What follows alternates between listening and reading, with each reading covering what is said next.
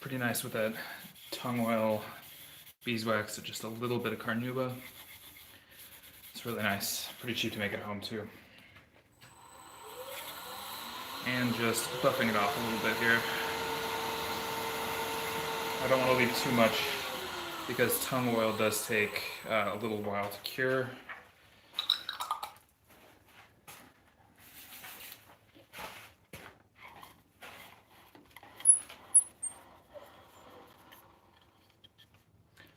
So yeah, that's sort of where we are now. I've been really liking this this double beaded style on the bottom. I think it's elegant and easy.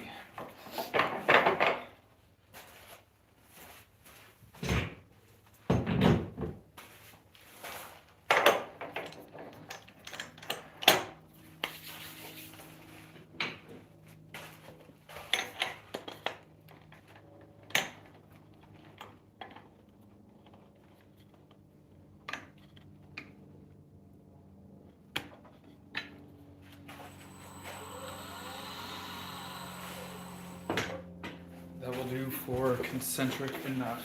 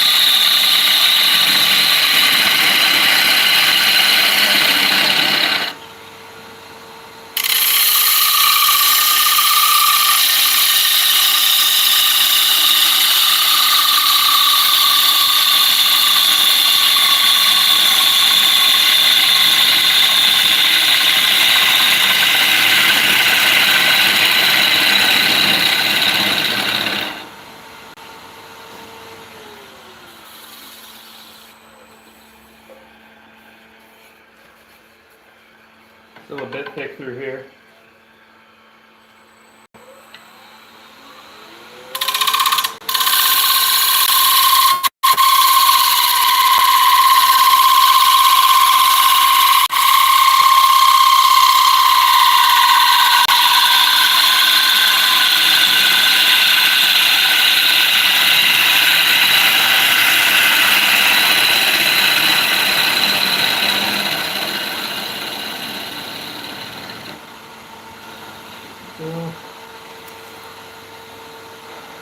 Small bead on the rim.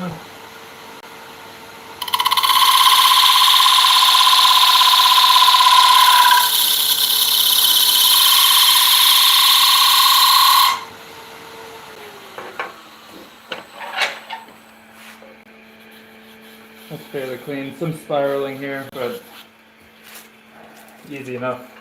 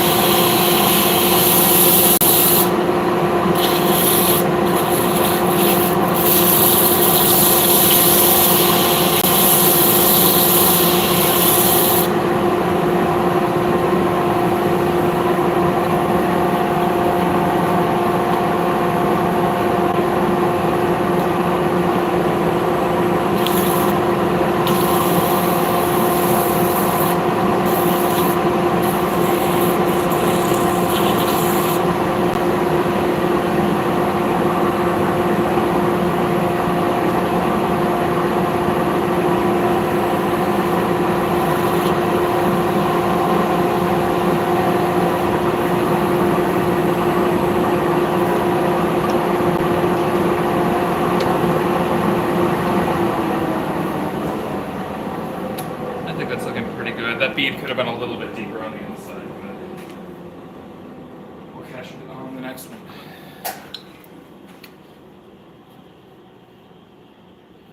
So again, the finish that's going on, homemade, it's literally just beeswax and a little bit of carnauba melted into some pure tongue oil. It's a little bit of a slow cure, but I find that the tongue oil and this mahogany, I mean, they go together so nicely. Be ashamed to use something else for this particular project, in my opinion. So I'm just gonna buff that in. Really, all I'm trying to do here, generate a little bit of heat to help with the penetration. I didn't put any solvents in this finish at all, so there's no orange oil or anything like that backing me up. So a little bit of heat just to thin it down, just for that penetration, seems to help a little bit. And then clean shop towel, buff it off. Remember, no actual pieces of cloth, nothing that has been woven or knit or anything like that anywhere near your lathe, lest you want to get pulled into it. There we go. Let me bring the light in here a little bit. Beautiful Châteauency. I mean, look at that. The mahogany and the tongue oil, like that's tough to beat straight off the lathe, isn't it? I love that stuff. Okie doke. Well, that's one. I have 10 of them stacked up here. I don't know that I'm gonna get to all 10 of them tonight. But I think that's nice. It's simple. It's elegant. The next one, I'm gonna make the foot just a little bit wider here, so I actually want to set my dividers again. Here we are. So let's say we want it to go up to about there. I think that would be appropriate. Cool. Alrighty, one down.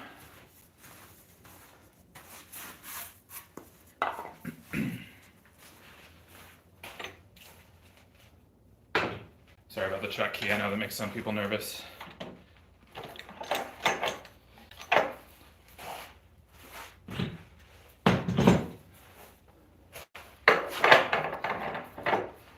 Swapping out for some larger jaws. Sorry, let me see if I can. Is this a left-handed setup or is the camera mirrored? Camera is not mirrored, although YouTube may do that naturally. I'm not exactly sure. I am right-handed. This is a standard setup though, so if that helps you out. All right, slow it way down. Feed onto the woodworm.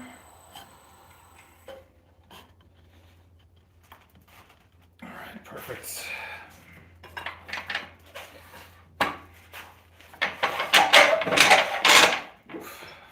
About time to wax the lathe bed again. Turned about 40 bowls of wet walnut and sweet gum over the last couple of weeks. We had a couple of trees come down, and everything needs a waxing now.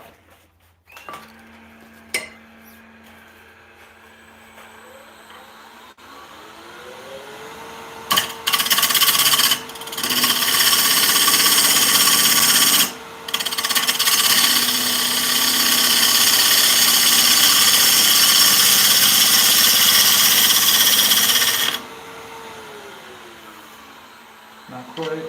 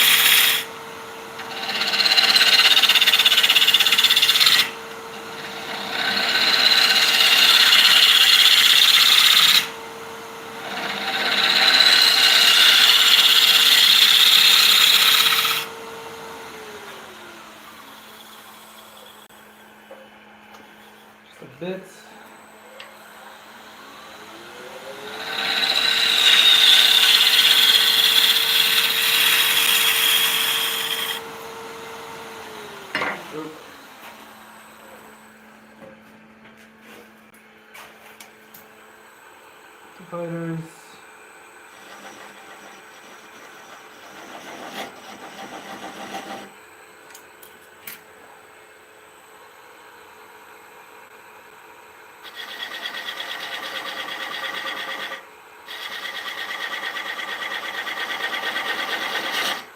Alrighty.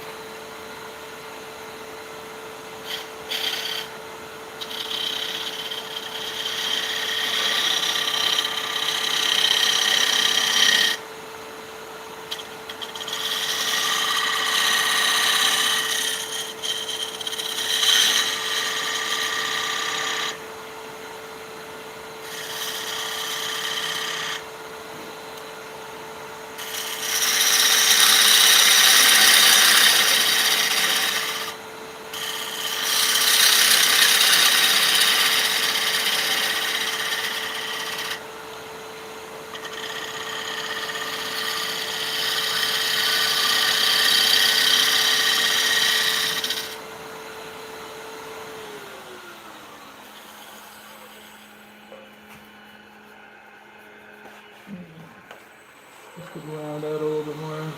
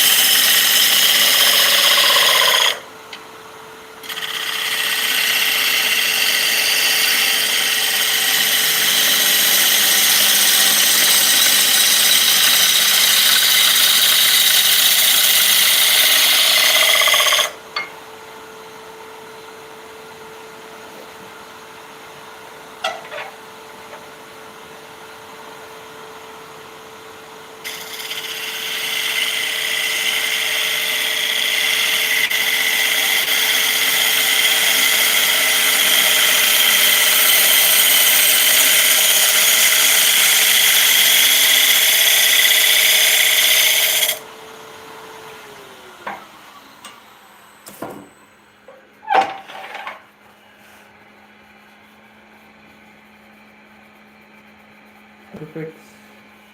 Just enough in there. Great.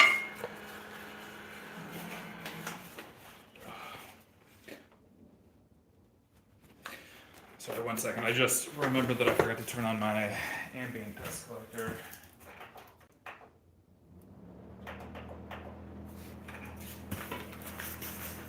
Just bought one again. Mine had been out of commission for several months. It's nice to have one that I know is pulling all the other fine particulate out of the air. It's also whisper quiet. I don't know if you've ever seen the Powermatic, but it's nice. Okay. Stand it up.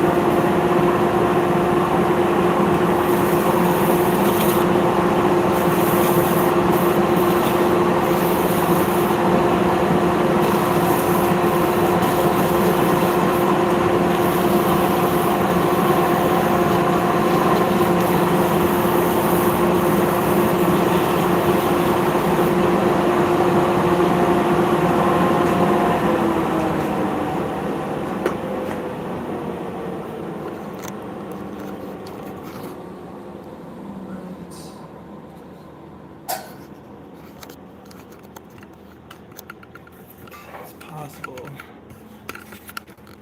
We can get even closer here. That's nice. Okay, cool. Beautiful.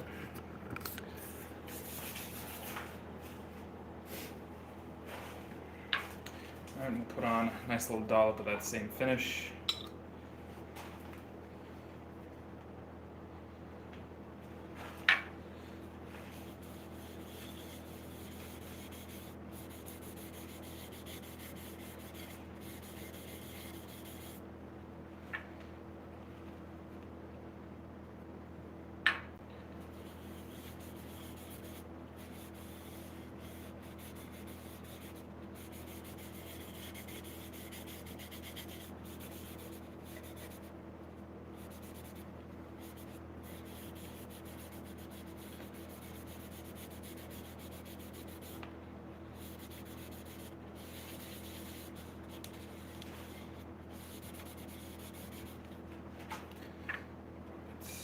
Just get a little bit more sort of glopped on here.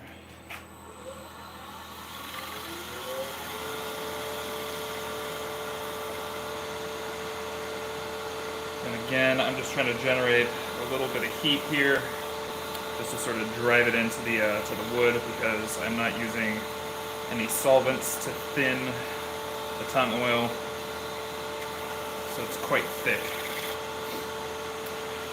And then buff off the excess here.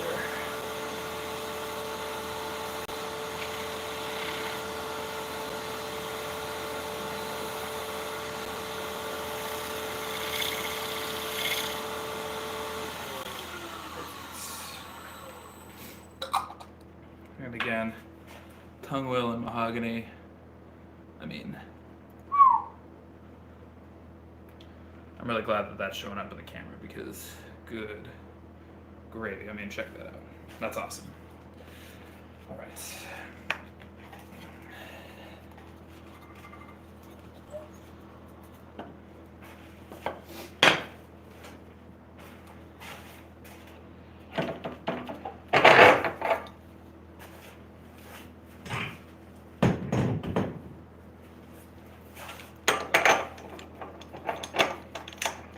I don't know if I showed it before, but the profile that I'm getting here is what I think they call a Roman OG. Basically just a little S curve. This is one of my favorite ways to do shallow pieces. I do a lot of my platters in this style. I think that the instinct tends to be like run it out flat and then pop it back up on the edge, just because it feels like that's making the most of the wood. I think that's giving it the largest internal volume. But I think that this sort of elegant curve here, I think it allows you to have a slightly broader foot without it feeling so chunky, because you get this sort of elegant lift, and because it, like the wall lifts dramatically away from the base a little more quickly than it would if you just made kind of a straight-walled platter. Again, that's all personal preference, but I find that if just sort of left to my own devices, a lot of my platters and shallow bowls wind up with that OG for that reason. I think it's really elegant, and it's not that hard once you get the hang of it.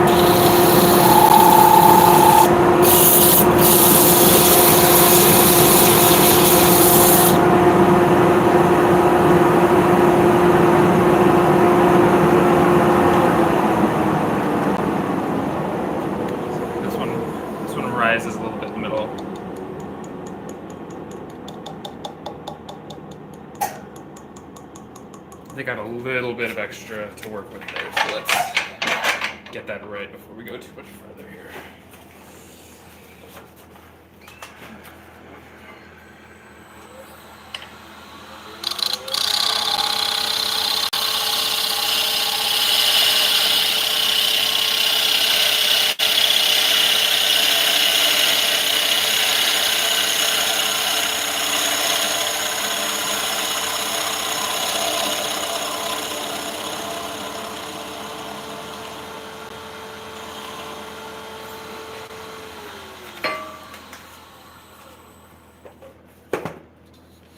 Name a more famous thing the turners say than one last cut and then it becomes a funnel. Go ahead, drop me a like if you've done that one. One last cut, boom, immediate funnel. Alright, sand this bad boy.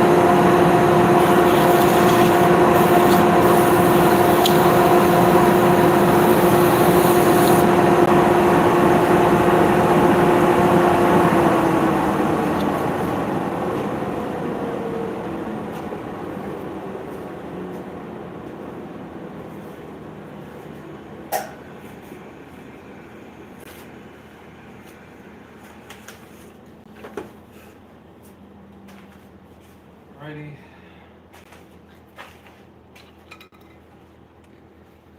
Tongue oil, beeswax, and carnauba. Just sort of glop some on there.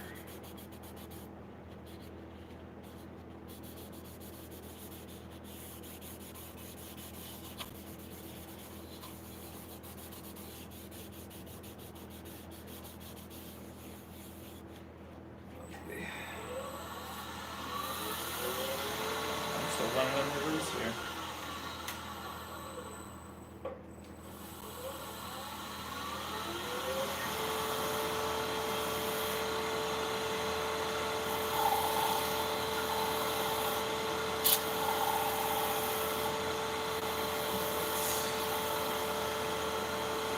So generating that heat, making sure that tongue oil, because it's nice and thick, and it's also buffered with beeswax and a little bit of carnauba.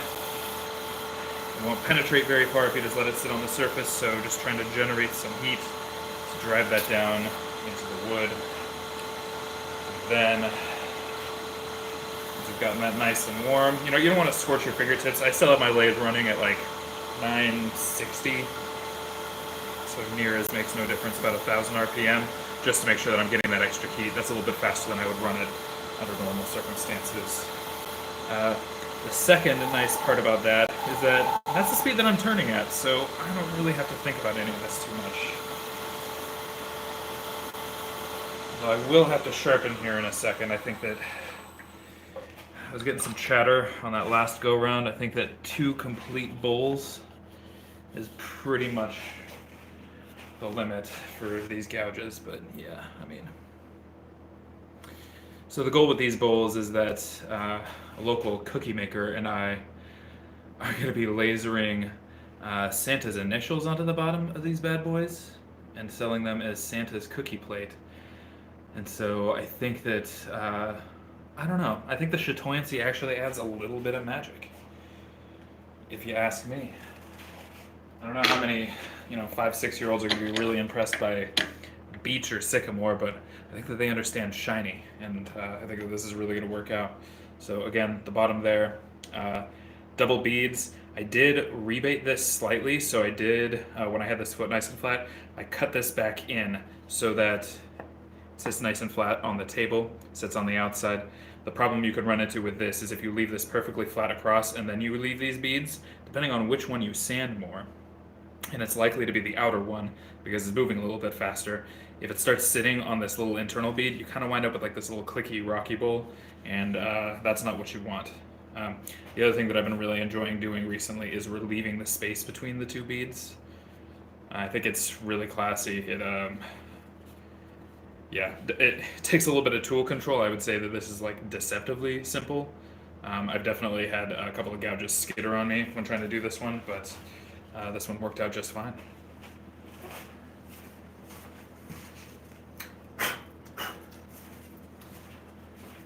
So as you can see, piece number 1, piece number 2, I did make the foot slightly wider, and I think that that's helping with the balance of the piece, but overall, I mean, pretty near identical, basically the same size, very nearly the same height.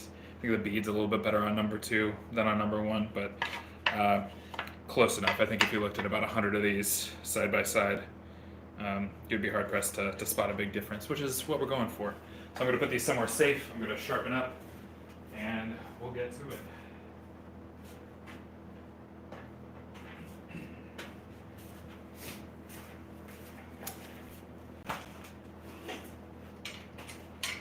I have to say, I am pretty happy with these Carter & Son gouges. Getting 2 full bowls, like start to finish, in between sharpenings is pretty nice. I think the other key to that is when you're going to remove material, you might as well take big bites, right? If you're going to put the revolutions on the gouge, take big bites. Get your money's worth.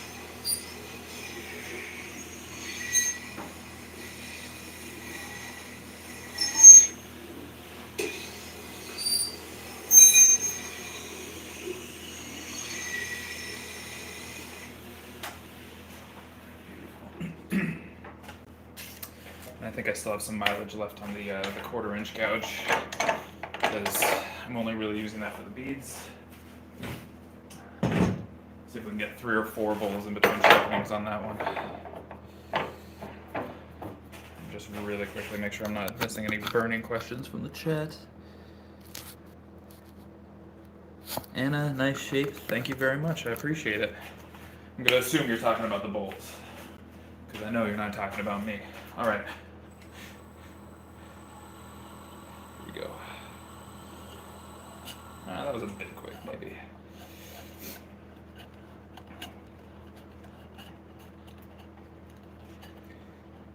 All right. This one I did not bandsaw all that evenly, so a little bit of wobble, but should still be okay.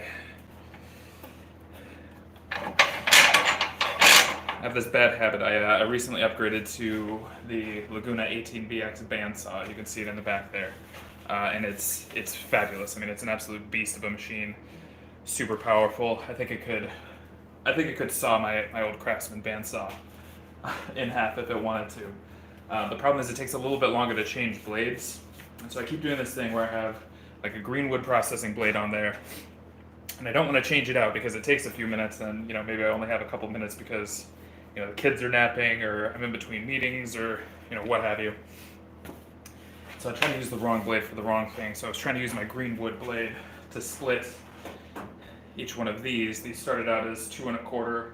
I was trying to get them down to 1 1/8, and they're a little bit wonky. So I'm going to lose a little bit of material there, but I'm going to use crying over spilt milk, especially if it's just Santa's milk, right?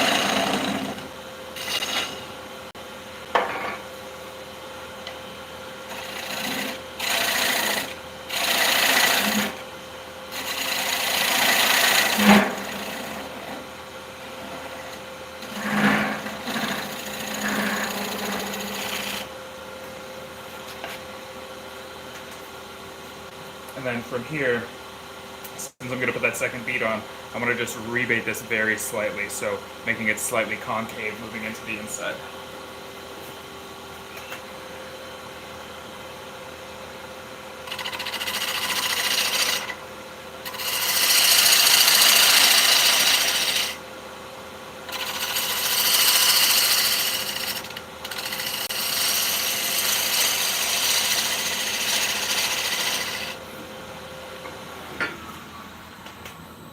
Now I know this looks a little bit scary because this grip on the inside is getting a little bit thin, but remember, gentlemen, it's not the depth, but the width that is your real strength. At least that's what my wife keeps telling me. All right, let's bead this up.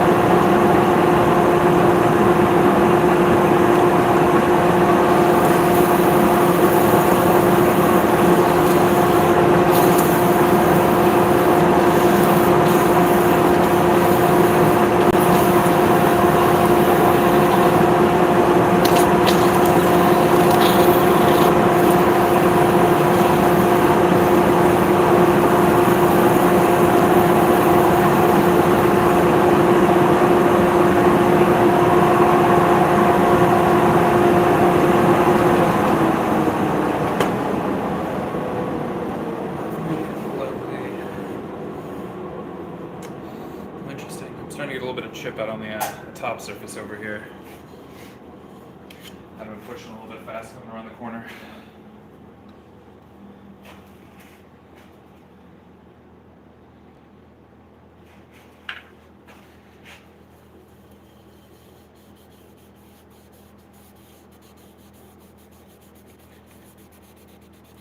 So when I slap this stuff on, I try to really focus on the corners in here, like where the beads start and whatnot, because that seems to be the toughest place to actually get even coverage. So I want to make sure I don't even see any dry pores around the sides there, if at all possible. The rest of it seems to kind of sort itself out once we start applying a little bit more while the lathe is running.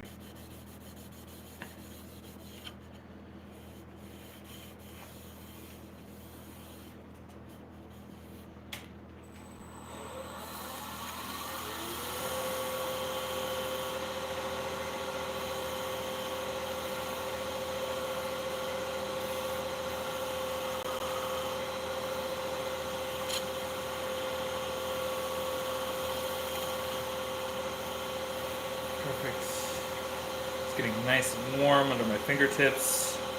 Not scorching, but warm, so I know that oil is thinning out and penetrating. You know, I need to get one of those Richard Raffin socks, I think. Like, he makes me a little bit nervous. I don't like to bring anything, you know, that's knit or solid fabric to my lathe, personally. I don't know, I can't have like a favorite shop towel, right? Imagine how like this is 2 bolts. That's not gonna work.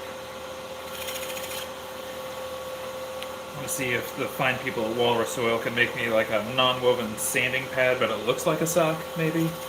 You know? Looks like a Christmas stocking, perhaps. Something like that.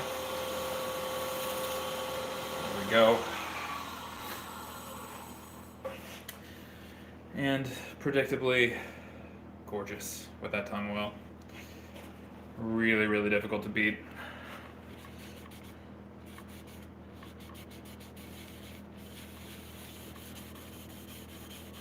Perfect. So I do have some chip out on the top edge here, so I'm gonna have to make this extra thin. So plug your ears. We're gonna get some vibration on this next pass.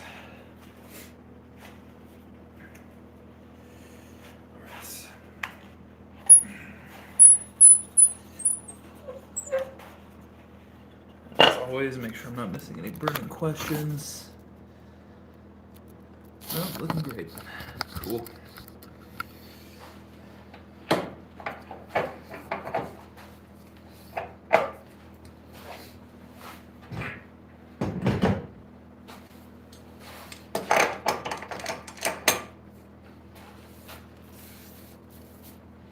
One of these days I need to figure out how to stream to YouTube from my actual camera.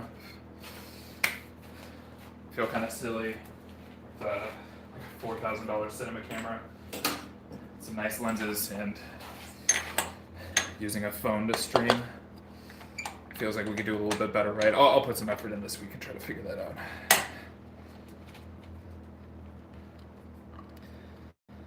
Make sure all you lovely people are getting the maximum production value.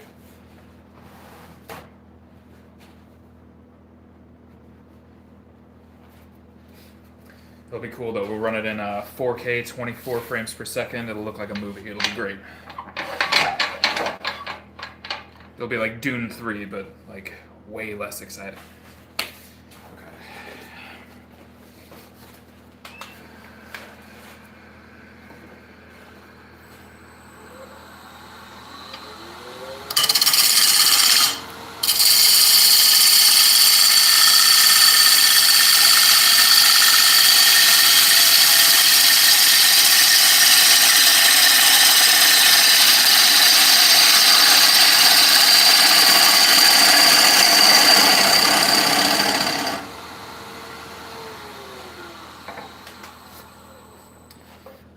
Just checking. This is awfully thin at the rim.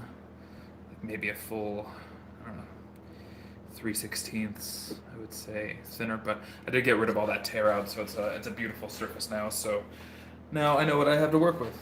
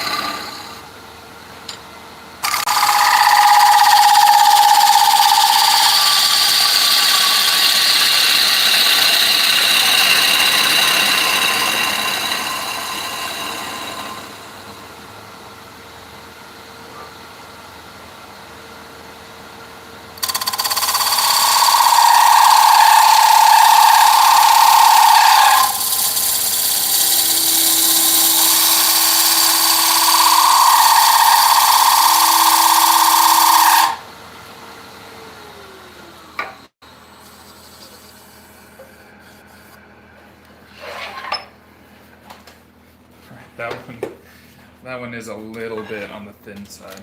I'm going to swap out sandpaper.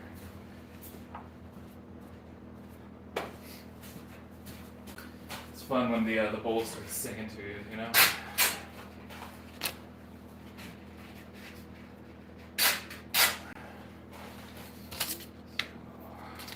So, 20,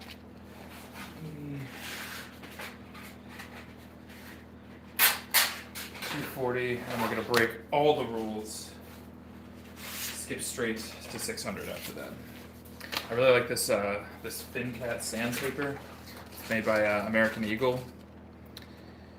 Comes from Japan, and the 600 cuts better than any like cloth-backed roll 320 or 400 that I own. I mean, this stuff is just incredible. Like the amount of material that it removes is pretty extraordinary. It's a little bit nerdy to have a favorite sandpaper, I suppose, but I'm not going to apologize for it. It's really good. I think you should buy some. There you go.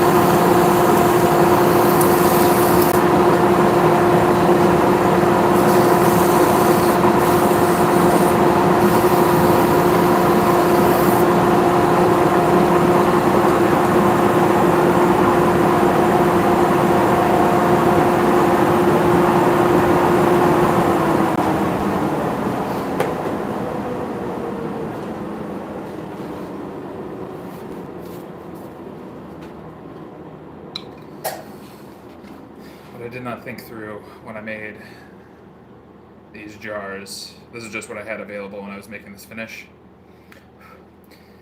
And it's a little deep, like it's not as wide as it needs to be. I need wide, flat tins next time. But you know what? This is how we learn. The bummer is I made like 20 of them in this wrong container. I'm not kidding. I got them like falling out of my pants pockets. I mean, they're just literally everywhere.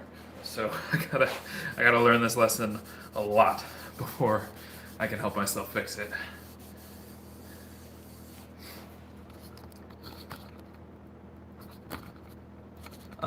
American oak. Yep, mahogany. You got it. Thanks for that one, Anna.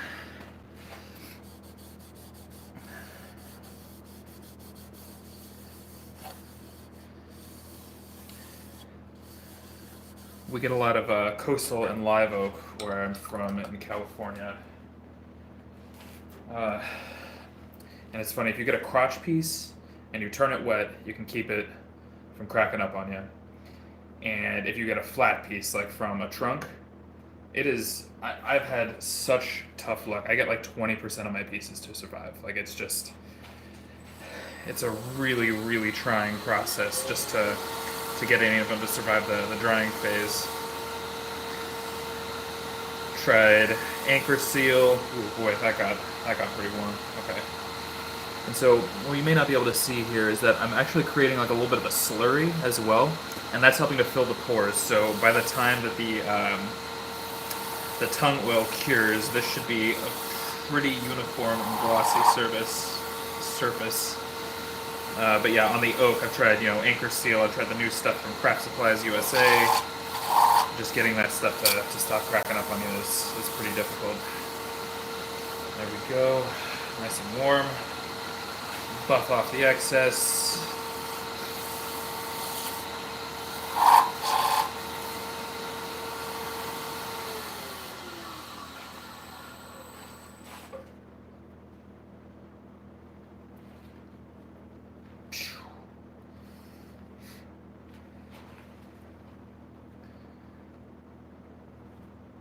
How's that for some payoff?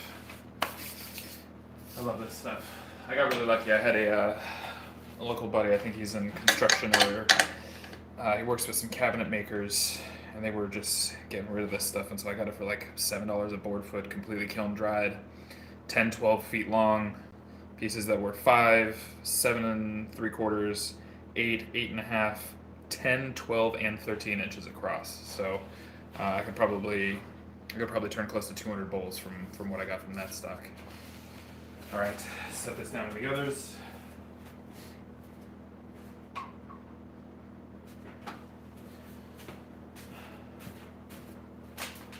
So that's 3 pretty nice. 1, 2, 3, 4, 5, 6, 7, 8. So did I want to do all 11?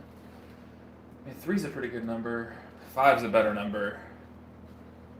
10 would be cool. I don't know. We'll see how long my focus holds out.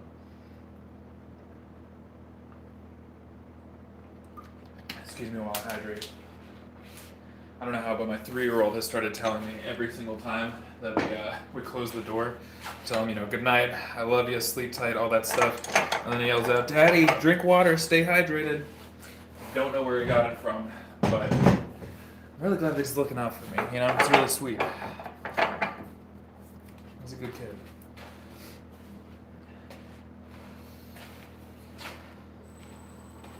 All right, number 4.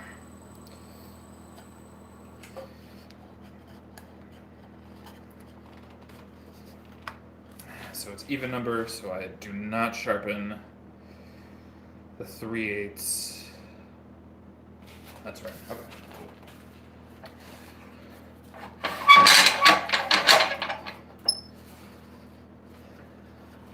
Freehand spin. Make sure that we're clear there. Alrighty, bowl number 4.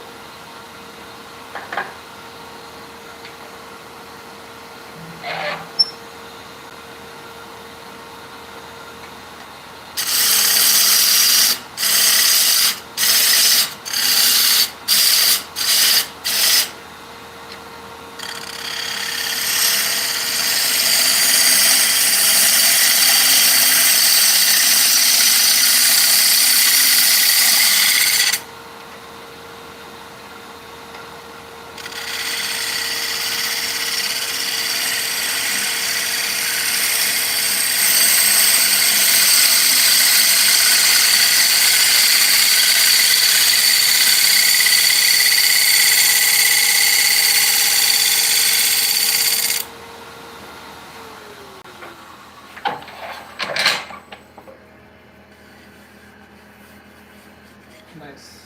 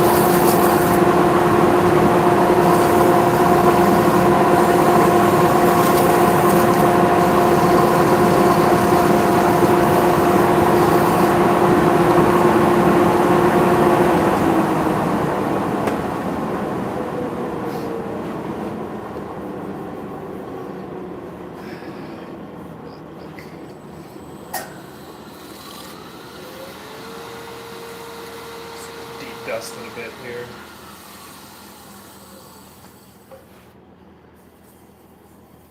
Yep, looking good. Nice crispy beads.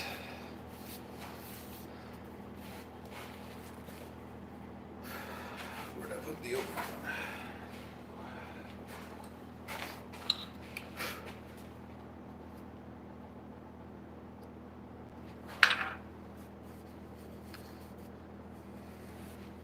I've found that YouTube Live is tough when you do stuff around machinery just because of the noise. Like, I can't talk to you for probably 80% of the time that I'm on, and that just naturally creates kind of an awkward scenario, you know? I'm trying to find ways around it. I don't know, maybe there's a way that I could wire a mic into my helmet, but then like, who wants to listen to me breathe, you know? Look, I'm not exactly an Olympic athlete here. I don't think you want to hear all that stuffy nose and everything. I don't think that's fun for anybody. So, yeah, I don't know. I need to find some workarounds because I want to be safe, right? I don't want to breathe in all of this dust. I want to be able to hear what's going on with my machines so I can tell what's going on before they fling stuff at me. But it's just pretty difficult, you know. It's harder. I'm in a lot of subreddits and small communities where people talk about trying to build an audience and like trying to make the best content for their audience and stuff like that. And the gamers have it easy. They're just at desks, They're just at desks. We're dealing with death machines over here. They're scary and they're loud. We make a lot of dust. And I just haven't quite figured out how to optimize for it yet.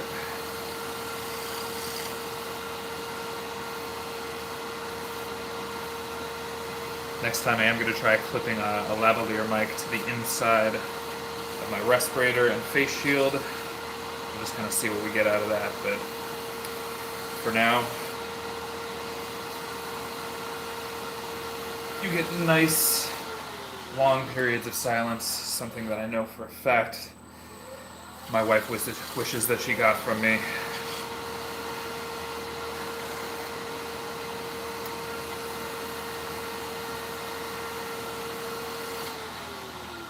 That's right, I feel like I'm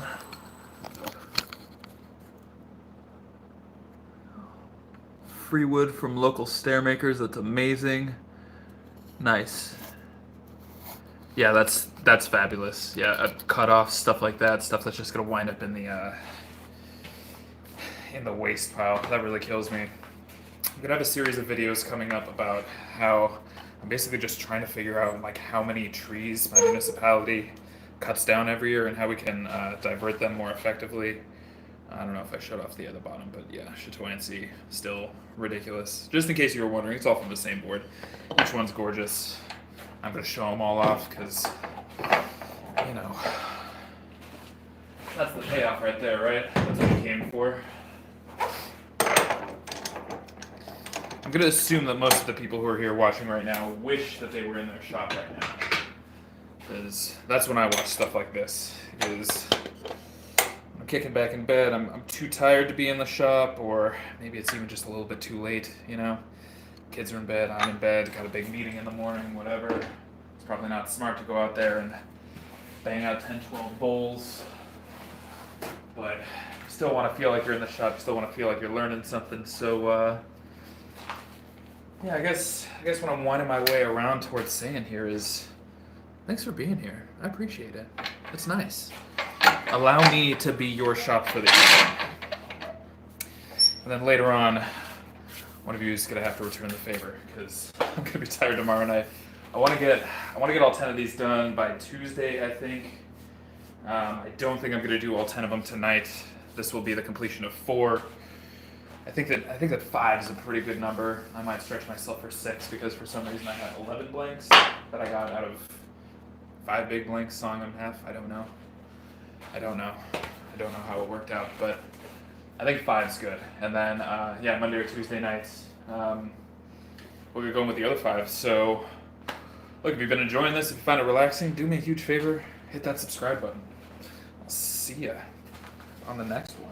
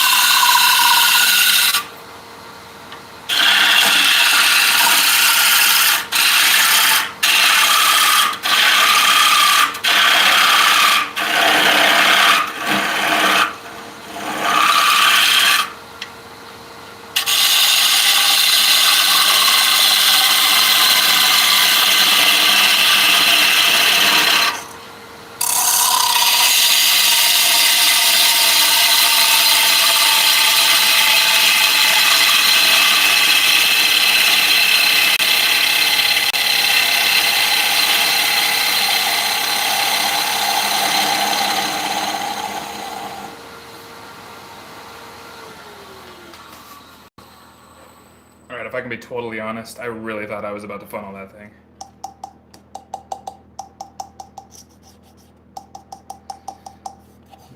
That's enough. I just gotta be careful when I'm sanding. Oof. I could hear that one. Could you hear that? Yikes.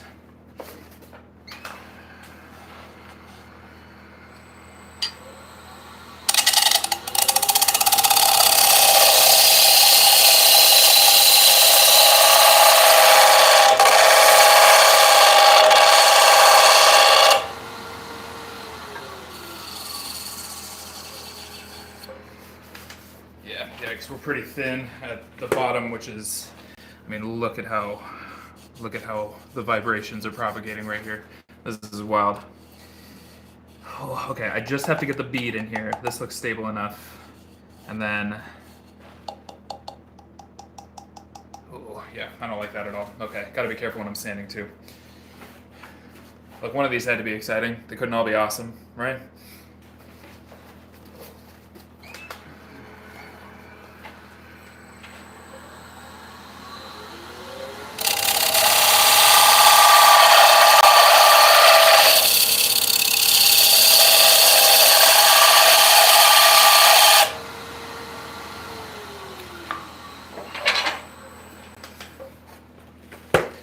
yeah, that's making enough noise that I'm gonna switch over. And look, if you're a wood turner, you probably know about the secret tool, right? Do we all know the one that I'm talking about? The one that's always there to bail us out. The old 120 grit gouge. Yeah, gets us out of trouble all the time when we're in too deep for the gouges. I don't want to scrape this because it's just going to bounce all over the place. All right, well, let's see. I'm not actually introducing any flex. All right, I might hit this with a negative rake just a little bit on that rim, just to kind of see what happens. Ooh. I still give this like a 20% that this bowl comes apart. So strap it.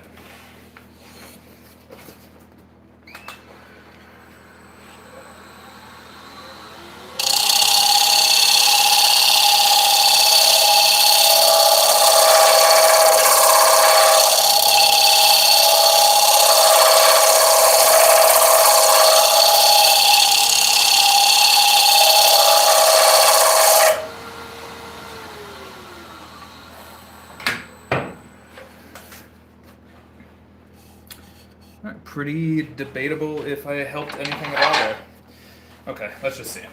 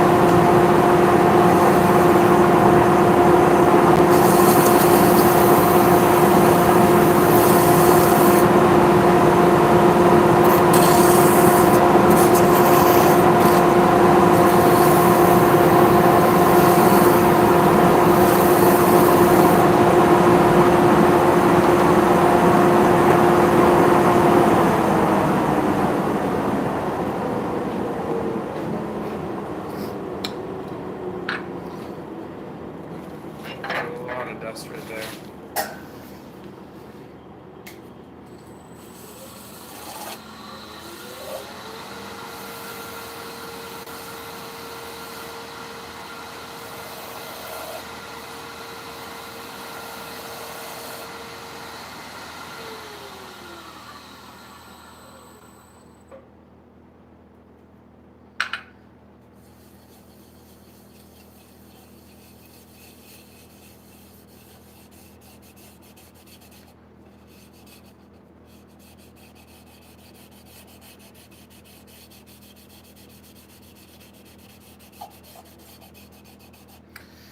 I don't know if you can hear it, but this is really thin at the rim.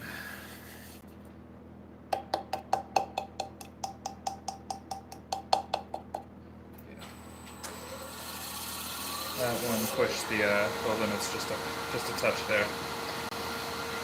Do we think it's time for a new rag, maybe? I don't know. I think we got one more, right? One more go. All right, trying to just generate some heat here.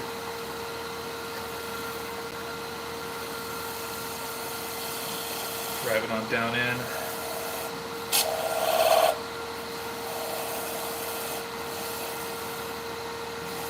rim on the backside again. Then buff off the excess.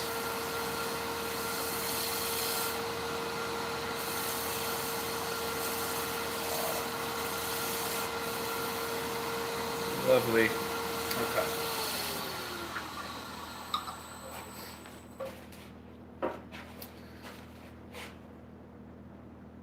Yep. Got it. Beautiful. Nice finish, and that'll continue to come alive over the next week or so as it starts to cure. Thinning it out with the beeswax. Not just having like pure tung oil drenched into the wood seems to help out a little bit. I do have another recipe that uses a little bit of orange oil as a solvent. Helps push it into the wood a little bit deeper. I haven't experimented with it that much, but that was a tip that I got from a gentleman on Reddit of all places. Reddit out there being useful. Kind of cool.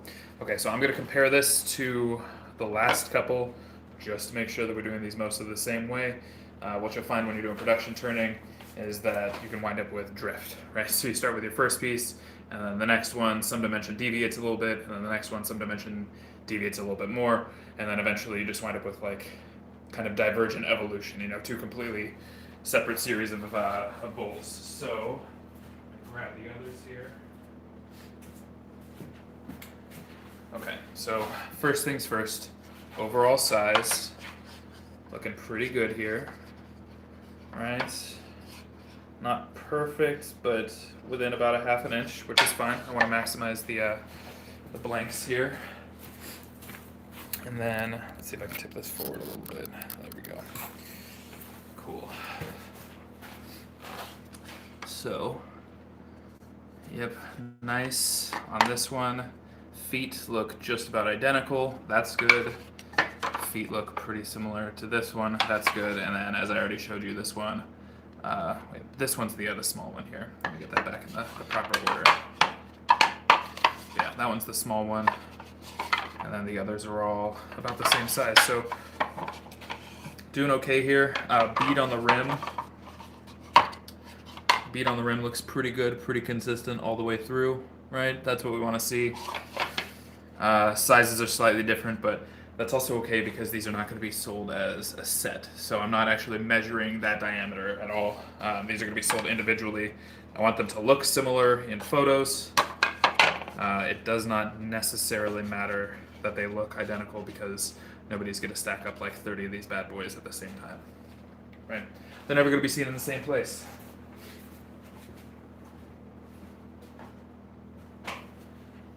Okie doke. So that was 2 more, right? So I think what I need to do is I need to sharpen my 3/8 bowl gouge again, just to make sure that's in decent shape here. And then, yeah, I think I have one more in here for the evening. One more good one.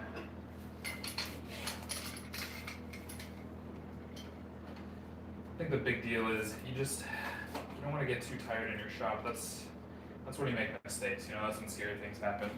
Have you ever had one of those days where you head on out to the shop, like first bowl you turn, you funnel it or you do something silly, and then the second one, something else dumb happens to you, and you just think like maybe I should just get out of the shop for the day. You know, try to avoid a larger accident. Today I'm feeling pretty good, but I don't want to push my luck with fatigue.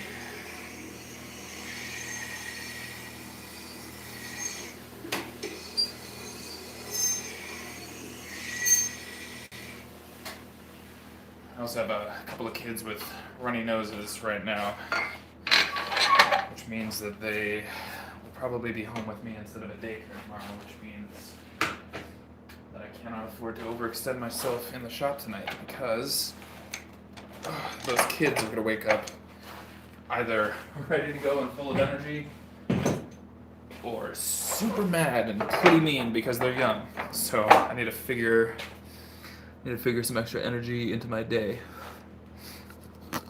Alright, nothing new in the chat. Beautiful. Thanks for hanging out. Let's get number 5 started here. Let's go with the schema. Here we are. That's a little bit fast, I would say. So the fun thing about turning kind of skinny pieces like this that are generally well balanced, not too dense or too heavy of a wood, is that I can basically set one speed and just ride with that. That works for inside, outside, roughing, fine cuts, all that kind of stuff. It all just sort of works at the same speed, which is really nice. This is going to be one of the slimmer bowls, platters, plates, whatever you want to call it. Here we go.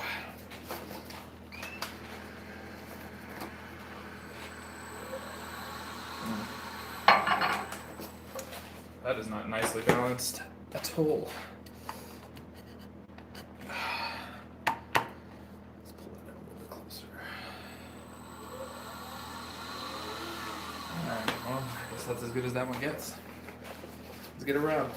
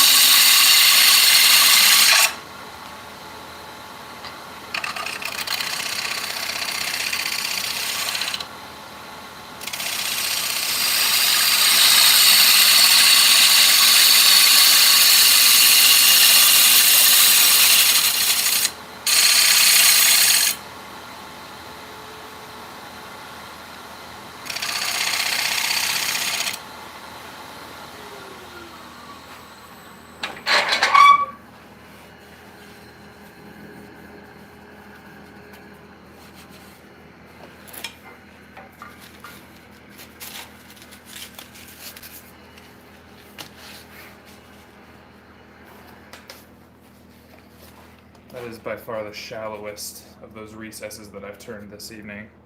I think I still gave it enough. I'm a little bit worried there. I'd be lying if I said it wasn't just a touch concern there, but we'll see if it holds.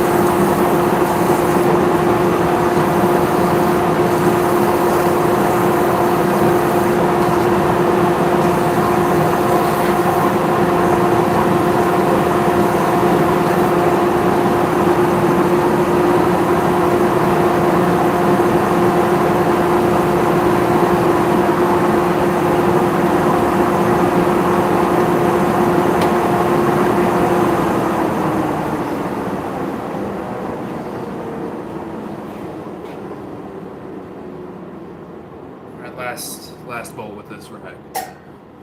Alright, it's hanging on. It deserves to make it to the end of the fight. It's come this far, it's put in all the effort, same as me. It deserves to make it to the end. No matter how much it looks like a used gym sock. Alrighty.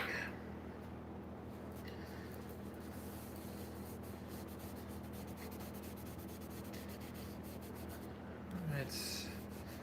Nooks and crannies, crooks, and nannies.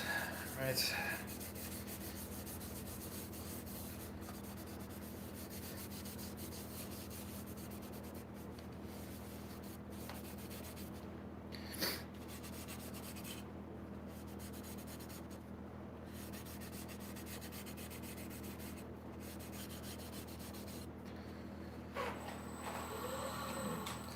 Let's get it going the right direction.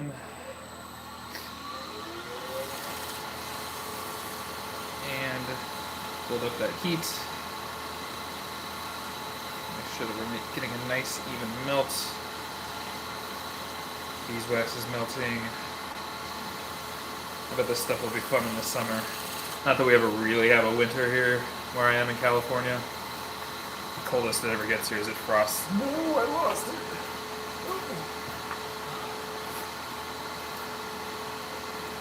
Tried to escape. Not okay. You're almost done, little guy. And I shall give to you your eternal rest.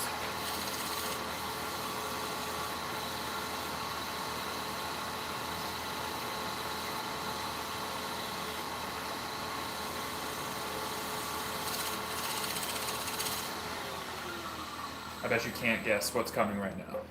Check this out. The wood is beautiful. It's incredible. It's a surprise every single time that it happens. Don't know how he keeps getting away with it. All right.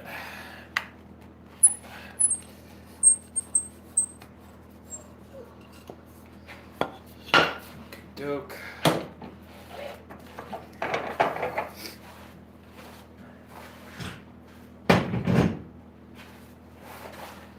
So I had the lamest injury of my wood turning career a couple of weeks ago. I had my big supernova chuck on here, and I could not get this thing off. So I put on a pair of like nitrile rubber gloves, and I was going, and it finally came loose, and it bent my thumb back, and I sprained my thumb.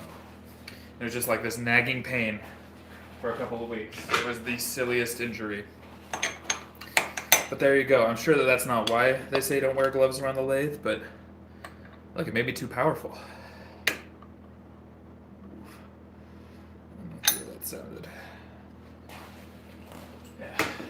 This is my shallow recess, so we're going to be testing the adage right now that it is not how deep you go, but rather how wide you are. Recesses. Gang, we're talking about recesses. Get those minds out of the gutter. Let's finish this thing.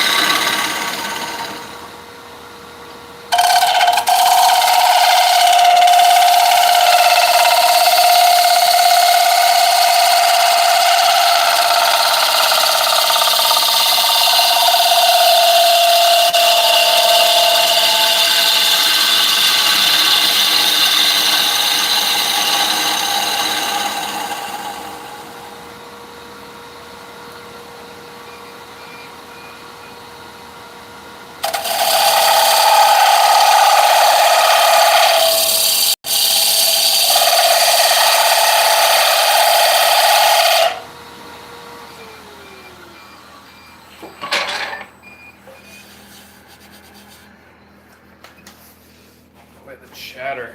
Oh, it's killing me. Last two bowls have been really bad. I'm gonna slow the pace here. Try to get one more cut. See if I can clean that up a little bit.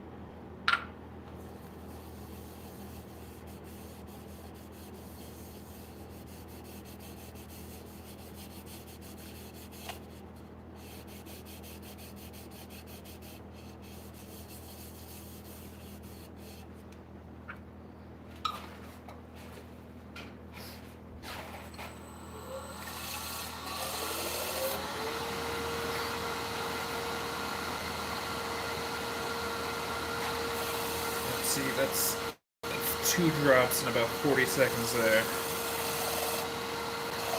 Our hand eye is starting to flag a little bit. Usually means it's about time to get.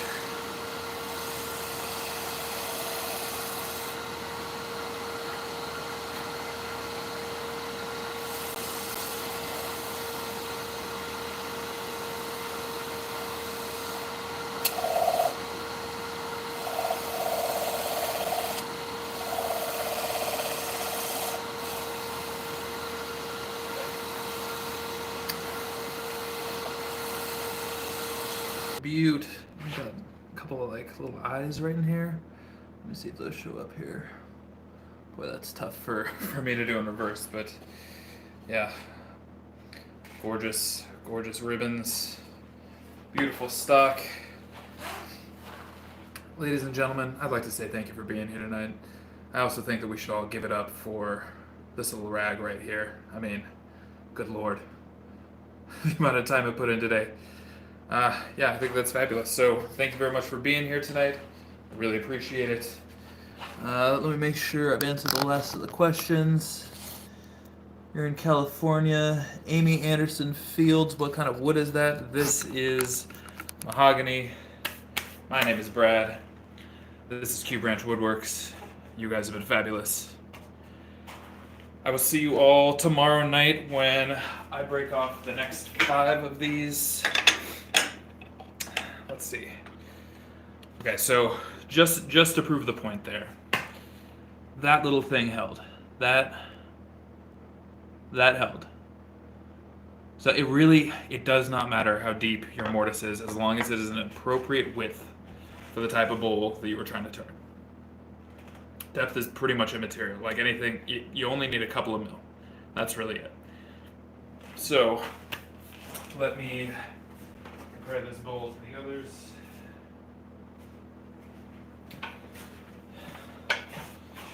So, yeah, bead looks pretty good, no cracking. Foot looks pretty nice by comparison. All right, 2, 3, 4, and then the weird runty little one that I turned first. But yeah, overall, pretty happy with how these have come out. That's a nice little stack of 5. So yeah, either tomorrow or Tuesday evening, I'm gonna do 5 more. So please feel free to come back and visit me again then. I can tell you what's not gonna be there. This little rag. Holy cow! I mean, it's more oil and wood dust than shop towel now, but I'm kind of amazed at how it all together.